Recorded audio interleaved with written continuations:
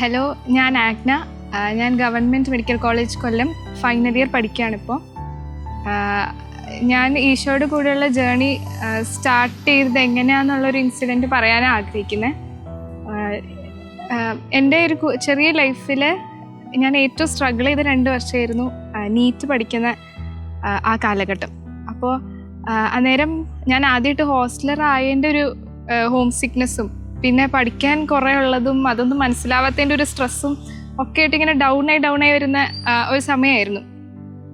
അങ്ങനെ ഞാൻ ചെറുതായിട്ട് പ്രാർത്ഥിക്കുന്നൊക്കെ ഉണ്ട്, ബൈബിളൊക്കെ ഇടയ്ക്ക് വായിക്കുന്നുണ്ടെങ്കിലും പയ്യെ ഞാൻ എല്ലാത്തിനും അകന്ന് ഒന്ന് ഉൾവലിഞ്ഞ് കുറച്ചൊരു ഡിപ്രസ്ഡായി പോകുന്ന സമയമായിരുന്നു. അങ്ങനെ എങ്ങനെയോ ആ 2 വർഷം കഴിഞ്ഞ് നീറ്റൊക്കെ ക്ലിയർ ചെയ്ത് ഈശോയുടെ ഒരു സീറ്റൊക്കെ സെറ്റാക്കിയത് കൊണ്ട് ഇവിടെ കോളേജിൽ വന്നു.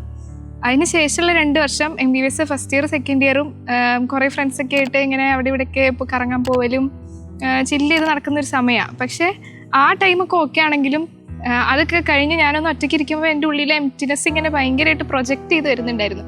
അപ്പോൾ ആ സമയത്തൊന്നും ഞാൻ ദൈവത്തെ പറ്റി ഓർക്കുന്നേ ഇല്ല, ഒട്ടുമില്ല, പ്രാർത്ഥിക്കുന്നേ ഇല്ല. സൺഡേ പള്ളിപ്പോക്ക് വരെ എനിക്ക് മടിയായി തുടങ്ങി. അപ്പോൾ ചില ദിവസം വേണ്ട, എനിക്ക് മടിയായിട്ട് ഞാൻ പള്ളി പോകാണ്ടിരുന്ന 1-2 ദിവസങ്ങളൊക്കെ ആ സമയത്ത് ഉണ്ടായിട്ടുണ്ട്.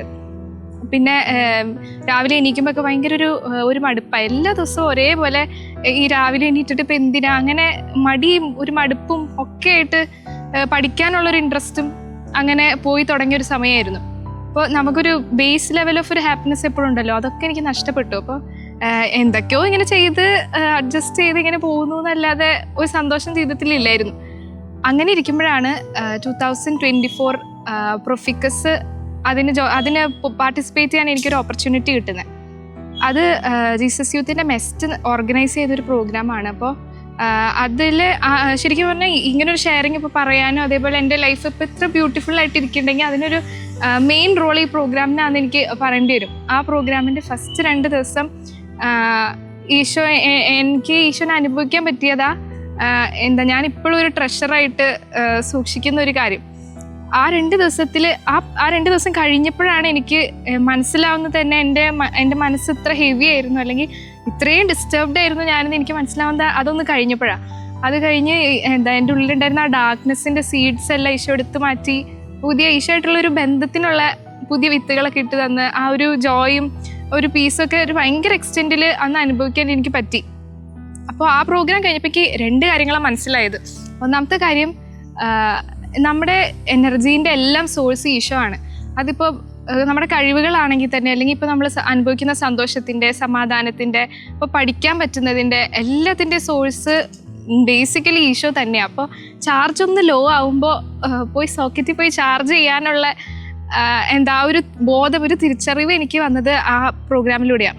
രണ്ടാമത്തെ കാര്യം, എനിക്ക് ഇനി ആ പഴയ ലൈഫിലേക്ക് തിരിച്ചു പോകുന്നതിനെ പറ്റി ചിന്തിക്കാൻ പോലും പറ്റില്ല. അപ്പോൾ അങ്ങനെ ഇരിക്കുമ്പോഴേ ഇവർ നമുക്ക് പില്ലേഴ്സ്, ജീസസ് യൂത്തിൻ്റെ പില്ലേഴ്സ് എന്ന് പറഞ്ഞിട്ട് കുറച്ച് കാര്യങ്ങൾ ഇൻട്രൊഡ്യൂസ് ചെയ്ത് തരുന്നത്. ഈശോ ആയിട്ടുള്ള റിലേഷൻഷിപ്പ് കൺസിസ്റ്റൻ്റ് ആയിട്ട് കൊണ്ടുപോകാൻ എന്നും പേഴ്സണൽ പ്രെയർ ചെയ്യണം, ബൈബിൾ റീഡിങ് കൺസിസ്റ്റൻ്റ് ആവണം, അതുപോലെ നമ്മൾ വിശുദ്ധ കുർബാനയും കുമ്പസാരവും ഒക്കെ പറ്റുന്ന പോലെ ഫ്രീക്വൻ്റ് ആയിട്ട് ചെയ്യണം, ജപമാല ചൊല്ലുന്നതിൻ്റെ ഇമ്പോർട്ടൻസ്, ഇതെല്ലാം നമുക്ക് പറഞ്ഞു തന്നു.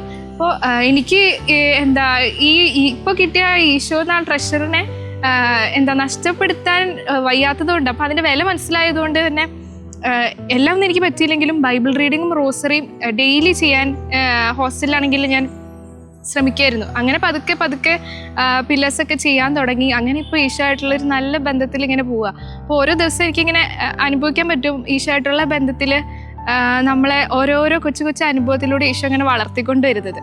അങ്ങനെ നെക്സ്റ്റ് ഇയർ പ്രൊഫിക്കസ് വന്നപ്പോൾ എൻ്റെ എക്സ്പീരിയൻസ് ഷെയർ ചെയ്ത് കുറേ കുട്ടികളെ അതിലേക്ക് വിളിക്കാനും പിന്നെ ആ പ്രൊഫിക്കസിന് വോളണ്ടിയർ ആയിട്ട് പോകാനുള്ള ഒരു ഗ്രേസ് ഈശോ എനിക്ക് തന്നു.